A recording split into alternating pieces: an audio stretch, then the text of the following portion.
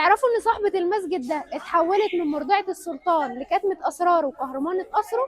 من حبها للخير كانت بترش مسك على فلوس الصدقة والزكاة بتاعت المصريين. فيلا بينا نكسبلور حكاية المسجد اللي كان السبب في تعمير حي السيدة زينب بأكمله. يلا بينا. ورا كل سلطان في واحدة صنعت الفارق، الست مسكة. تخيلوا بنت صغيرة اسمها جلشانة جاية مع أسرتها من بلاد المغول، هربا من مشاكل كبيرة.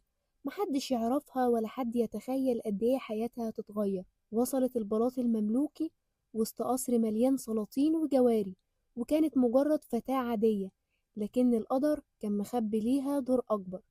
لما اتولد للسلطان الناصر محمد ابنه، الملكة أشلون اختارت مسكة تكون المربية اللي تحمي الولد وتربيه. بس ما كانتش مهمة سهلة، البلاط كله مليان منافسين وضغوط، والسلطان نفسه محتاج دعم في كل المصايب. هنا ظهرت مسكة اللي واقفة جنب السلطان في كل الشدايد، واللي السلطان يسمع رأيها في كل حاجة كبيرة وصغيرة. لكن الست مسكة ما كانتش بس ذكية وقوية، كانت كمان قلبها واسع.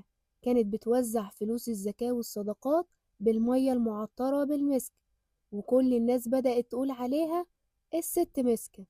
واللقب ده خلى اسمها معروف ومحبوب بين الصغير والكبير. مش بس كده، الست مسكة كانت قدوة في العطاء والبناء، لأنها أمرت ببناء مسجد باسمها في حي السيدة زينب. وده ما كانش مجرد مسجد، ده كان بداية إعمار الحي كله وتشجيع الناس على بناء بيوتهم وزراعة الأراضي، والحي اتحول لمكان حيوي مليان حياة بفضلها. الست مسكة مش مجرد جارية، دي كانت قلب وعقل السلطان، وقصة حكمتها وكرمها وإعمارها للحي لسه محفورة في تاريخ مصر.